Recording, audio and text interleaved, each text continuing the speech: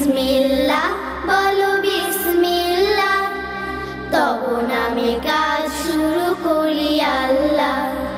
হোক না সে কাজ যত ছোট আর বড়, আল্লাহর নাম নিয়ে কাজ শুরু করো। হোক না সে কাজ যত ছোট আর বড়, আল্লাহর নাম নিয়ে কাজ শুরু করো।